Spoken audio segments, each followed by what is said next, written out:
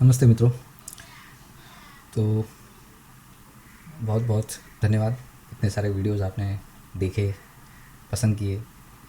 तो अभी अब जो आगे करने वाला है वो ये है कि हमने पहले डिज़ाइन कर लिया कैरेक्टर, उसके बाद हमने कैरेक्टर को स्कल्प्ट किया, बॉडी वॉल्यूम दिए, ब्लॉकिंग किया, उसके बाद वॉल्यूम दिया, स्कल्प्ट करके वो बॉडी सारे ब्लॉक्स को मर्ज किया, एक बॉडी स्ट्रक्चर बनाया। उसके बाद हमने हेयर, बियर्ड, मुस्टैच पर काम किया। तो ये सब सही से बन तो गया, लेकिन ये अभी भी काफ़ी नहीं है। एक एनिमेशन करने के लिए, कैरेक्टर को या किसी भी एक 3D ऑब्जेक्ट को एनिमेट करने के लिए उसके स्ट्रक्चर को सही करना ज़रूरी होता है। स्ट्रक्चर यानी ये नहीं कि वो और सुधारा जाएगा और स्कल्प्ट होगा, नहीं। मैं बताता हूँ। ये जो फेस स्ट्रक्चर देख रहे हैं बहुत सही सिंपल दिख रहा है, बहुत मेहनत हुई है और अच्छे से बना हुआ है, बट स्ट्रक्चर असल में सही नहीं है। ये स्ट्रक्चर, ये जो चीज़ है, ये है उसके एज लूप्स, और ये एज लूप सही फ्लो में नहीं है। तो सही फ्लो में रखने के लिए हमको उसको सुधारना होगा, उनके नए फ्लोज़ बनाने पड़ेंगे, थोड़े से कम उनको सही बैलेंस परसेंटेज पर बनाएंगे, और उन फ्लो से हम एनिमेशन कर सकते हैं। ये एनिमेशन के लायक नहीं है, ये स्कल्प्ट करके स्टिल ऑब्जेक्ट के लायक है। डायरेक्टली मैं रेंडर करके प्रेजेंट कर सकता हूँ, जैसे मैंने आप थंबनेल्स में बनाकर डाले हैं, बट इसको अगर मुझे एनिमेट करना है तो मुझे उनको री लूप यानी री टोपोलॉजी करनी पड़ेगी। ये जो टोपोलॉजी है वो सुधारनी चाहिए ताकि वो एनिमेट हो सके। अब एनिमेट कैसे होगी? जो ये स्ट्रक्चर आप देख रहे हैं, ये स्ट्रक्चर के पास एक मसल है। ऐसे ही पूरी बॉडी में कहीं ना कोई टिश्यू और मसल है जो मूवमेंट देता है, तो वो मूवमेंट हमारे स्किन सरफेस पर दिखता है, ठीक है। और वो डिफॉर्मेशन स्किन का ही एनिमेशन है। सिर्फ वही नहीं, फुल बॉडी जो पॉइंट ए से पॉइंट बी पर जा रही है, तो उसके जो भी फुल बॉडी के हर एक ऑर्गन का जो भी मूवमेंट है वो एक टाइप का एनिमेशन है। जैसे कि आप देख रहे हैं, मैं मेरा हाथ जो यहाँ से यहाँ घुमा रहा हूँ, वो भी एक एनिमेशन है। हम रियल लाइफ में उसे मूवमेंट कहेंगे, 3D लाइफ में उसको एनिमेशन कहेंगे। और इसके लिए मुझे इस कैरेक्टर को पहले तराशना होगा, यानी कि उसके लूप्स को सुधारना होगा, यानी उसके जो एज फ्लोज है उसको सुधारना होगा। टोपोलॉजी ये भी है, लेकिन ये स्टिल ऑब्जेक्ट के लिए है, तो इसको री टोपोलॉजी करनी पड़ेगी। री टोपोलॉजी के लिए मुझे इसमें सुधारना पड़ेगा। इसमें ये सुधार के जो एजेस हैं, नए एजेस है, वो बनाने पड़ेंगे। कैसे एजेस?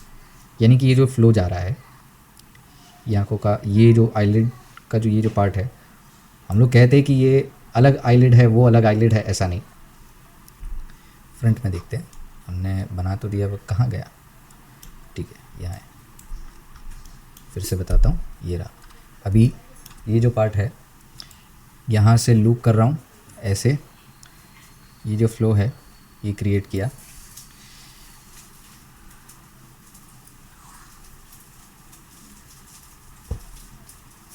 जाइए जाइए भीमसेन।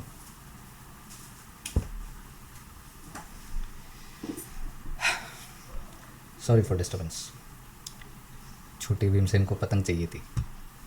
एनीवे, तो ये जो लूप है, ये लूप एक फ्लो कैरी करता है और वो मसल्स के आधार पर बनता है। अभी यहाँ पर मसल्स नहीं होती, यहाँ पर टिश्यू है जो मसल्स के ऊपर है। जो ये छोटी छोटी रिंकल्स दिख रही हैं आँखों के नीचे आसपास, वो टिश्यू से क्या काम करती हैं, और बाकी के जो बड़े बड़े काम होते हैं वो मसल से होते हैं। तो वो सारे फ्लोज क्रिएट करना, ये यहाँ से ऐसे जाएगा, ये से घूम के यहाँ से ऐसे आएगा, ये सारे फ्लोज बनते हैं। तो उनको भी सही एनिमेशन हो, उसके लिए ये सब क्रिएट करने में आसानी होनी चाहिए। तो वो सब री टोपोलॉजी से होगा। एग्जाम्पल दिखाता हूँ कि ये दिखेगा कैसे जब बनेगा। तो मैं ये इरेज करता हूँ।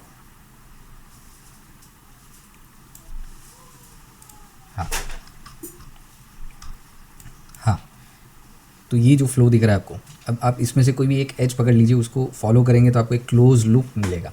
वो एज सर्कल में फ्लो हो रहा है, कहीं ना कहीं क्लोज फ्लो में फॉलो हो रही है। एज फ्लो को फॉलो कर रहे हैं, वो एक क्लोज फ्लो है, क्लोज लूप है। वैसे ही बाकी सारे एजेस को भी आप देखेंगे तो वो क्लोज लूप ही है। ये री टोपोलॉजी से ही अचीव किया जा सकता है, या तो फिर री मॉडलिंग से, यानी आप कोई स्कल्प्ट वर्ल्ड का सहारा मत लें। आप ये एक आपके जो रेफरेंस है, फ्रंट साइड बैक जो भी इमेजेस है, उस पर रीड्रॉ करें, ऐसे प्लानिंग करें और फिर उसको बनाएं। बट आसान काम करना है तो आप पहले अच्छे से स्कल्पटिंग कर लीजिए, सही शेप कर्व सही लेकर आइए और उसके बाद उस पर रीटोपोलॉजी कीजिए, जो बहुत ज़्यादा फ़ायदेमंद होगी। अब ये फ़्लो से क्या होता है, हम ये करते क्यों हैं? ये देखिए, ये एक्सप्रेशन देख रहे हैं, हैप्पी एक्सप्रेशन है।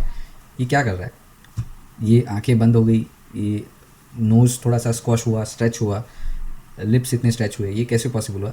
सही फ्लो के कारण, ये लूप फ्लो यानी रीटोपोलॉजी के कारण। और उसके कारण हमको ये फील हो रहा है कि यहाँ पर एक अच्छा मसल है जिससे ये डिफॉर्मेशन क्रिएट हुआ है, ये कहीं ना कहीं कोई मसल के स्ट्रेच से क्रिएट हुआ है। तो ये सारी चीज़ें तब होती है जब हम रीटोपोलॉजी यानी जो सरफेस का जो एज फ्लो है वो सुधारे और मसल फ्लो के हिसाब से सुधारे। अगर वो कैरेक्टर है, अगर वो कार या कोई स्टिल ऑब्जेक्ट है तो उसका भी एक फ़्लो होता है, वो आपको ढूंढना पड़ेगा। आगे कई सारे ऐसे वीडियो आएंगे जिसमें मैं इस बारे में बताऊंगा, बट ये है, ये फॉलो करना पड़ता है। इसका इम्पोर्टेंस क्या है कि जब ऐसा करते हैं तो एक प्रोसेस है रिगिंग से एनिमेशन, जिसको हम लोग बोलते हैं, मतलब मैं बोलता हूँ, मैंने नाम दिया है प्रांत प्रतिष्ठा टेक्निक। यानी कि एक कैरेक्टर बना दिया मैंने, उसको स्कल्प्ट किया, अब उसको रीटोपोलॉजी करके उसको एनिमेट करने लायक बना दिया। अब वो भी सही लूप फ्लो के हिसाब से, यानी रीटोपोलॉजी यानी एज फ्लो के हिसाब से, जिससे वो रिग अच्छे से हो सके। रिग यानी सिर्फ चेहरे रिग नहीं करने हैं, हमें हाथ पाँव बॉडी पूरी मूवमेंट सब कुछ अचीव करना है, तो उसके हिसाब से वो फ्लो होने चाहिए। ये कैसे होता है? जो स्कल्प किया उस पर ही मैंने वो नई परत लगा दी अच्छे फ्लो की बनाकर, उसको ट्रेस करके सरफेस पर ही। वो हम फिर जो नई जो मेश जो बनेगी लूप, अच्छे लूप वाली, उसको हम रिग करेंगे।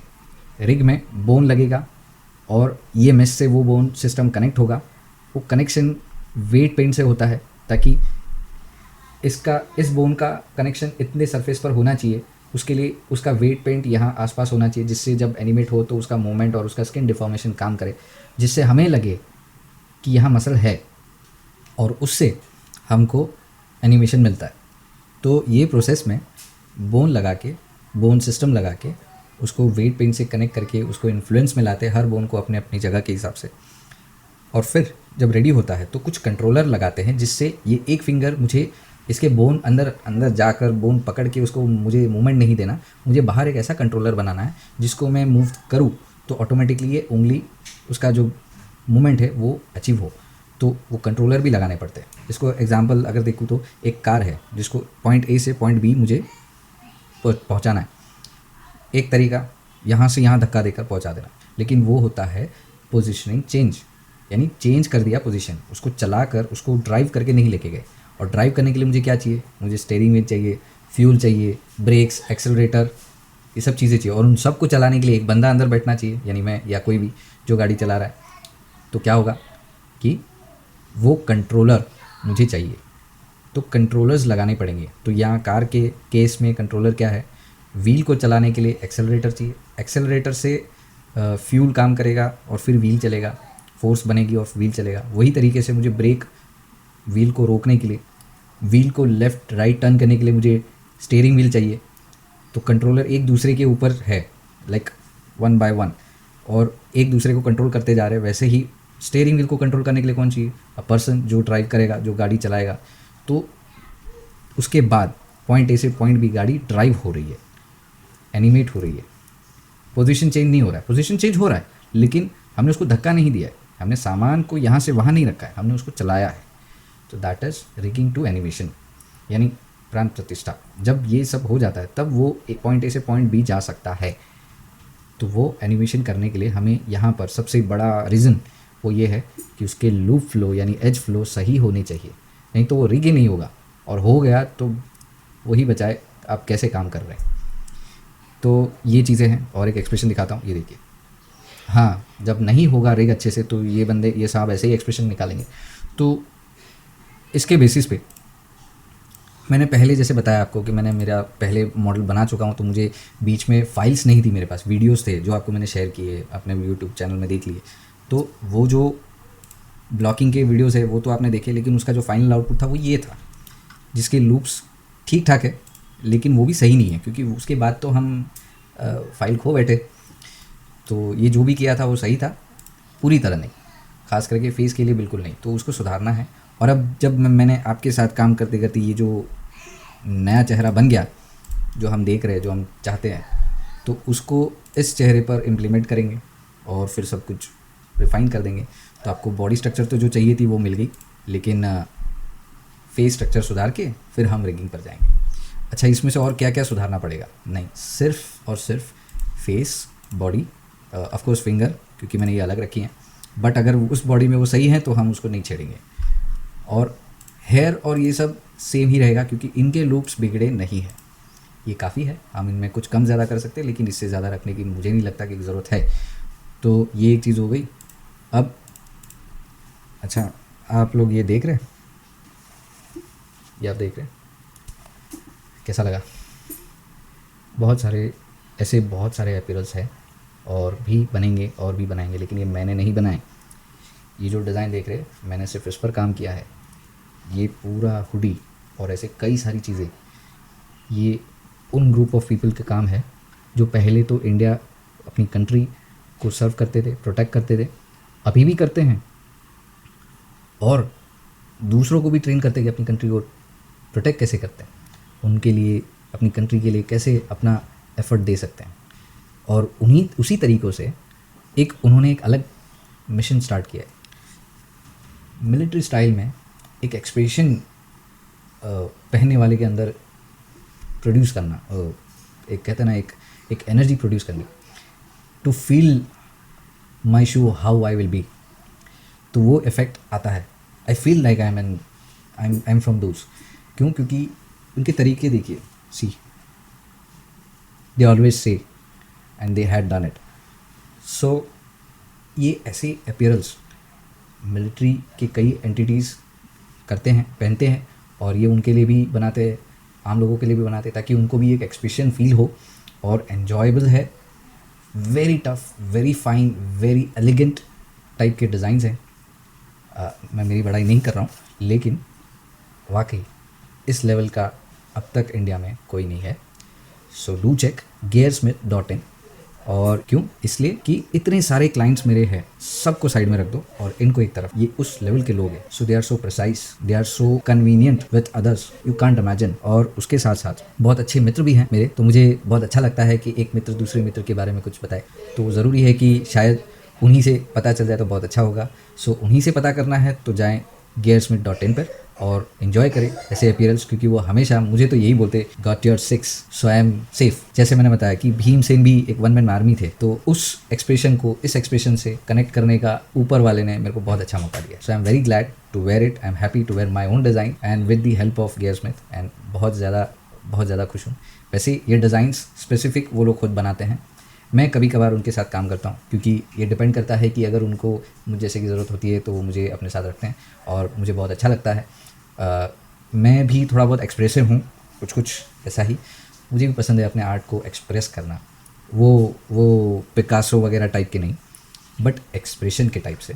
तो ये वो सारी चीज़ें मैं कभी कभी इनके साथ एंजॉय कर लेता हूँ, तो बहुत अच्छा लगता है। अभी भी उनके बहुत अच्छे डिज़ाइंस आने वाले हैं, तो डू चेक।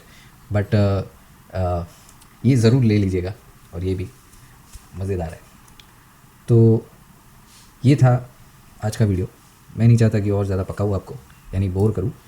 तो हम लोग आगे के वीडियो में क्या करने वाले, मैं अभी बता देता हूँ। आगे के वीडियो में हम लोग ये काम करेंगे कि जो भी ये कैरेक्टर बनेगा, जैसा अभी बनेगा, यानी लूप सुधारना, कैसे सुधारना, उनकी टेक्निक क्या है। 2 टेक्निक है, दोनों अलग नहीं है, लेकिन एक जैसी भी नहीं है, क्योंकि डिपेंड करता है कि एक स्टेप उसमें रखो या ना रखो, वो दोनों अलग हो जाती है। दूसरी चीज़ ये कि जैसे आप देखा कि जो कैरेक्टर है ये वाला, तो इसमें ये हेड अलग रखा है, हेयर अलग रखे हैं, उंगलियां अलग रखी है। वो इसलिए रखी है क्योंकि जब मैं इनका रीटोपोलॉजी करूँगा तो इस पर ट्रेस तो कर दूंगा, तो ये जब ट्रेस होगा तो मैं ये जो जॉइंट्स दिख रहे हैं, ये वाले जो जॉइंट्स दिख रहे हैं, ये जो डिफरेंस दिख रहा है वो नहीं होगा, वो फिर सुधार दिया जाएगा। और इनको अलग रखने का कारण ये भी है कि मुझे इनको आसानी से ट्रेस करने में कोई ज़्यादा प्रॉब्लम ना आए, इसीलिए मैंने उनको अलग रखा है। वो आप इसमें देखेंगे अगले वीडियो में। मैं अब आपसे एक चैलेंज करना चाहता हूँ। आप लोग इतने समय से मेरे साथ हैं, आप सब ने मेरे को इतना सारा प्यार दिया, आप सबके साथ मैं यहाँ तक पहुँचा, आगे भी पहुँचूँगा, आपको आपके बगैर नहीं पहुँच सकता। तो वो ज़रूरी है कि मैं ये कैसे करूँ, तो मुझे चाहिए कि आपसे कुछ सुनूँ, आपसे आप जो लिखते हैं वो तो मैं पढ़ लेता हूँ, लेकिन मुझे आपसे एक नया चैलेंज चाहिए कि आप ये चैलेंज एक्सेप्ट करें। आप मेरे काम से रिलेटेड, मेरे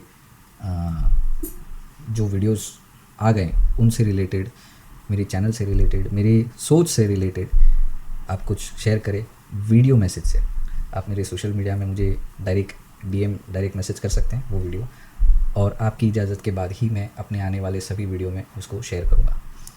ये ज़रूरी है कि इससे मुझे एक चीज़ का ही फ़ायदा होगा, वो ये है कि मैं सिर्फ संतुष्ट हो जाऊं कि मैं जिनको अपनी इस चैनल फैमिली में पाता हूं वो मुझे सुन रहे हैं, मुझे देख रहे हैं, मुझे समझ रहे हैं, और मेरी बारी है कि मैं उनसे सुनकर उनको समझूं, आगे उनको क्या चाहिए, आगे वो क्या एक्सपेक्ट कर रहे हैं, और मैं उनको कैसे उनके एक्सप्रेशन को जानूं, समझूं, कनेक्ट हो जाऊं।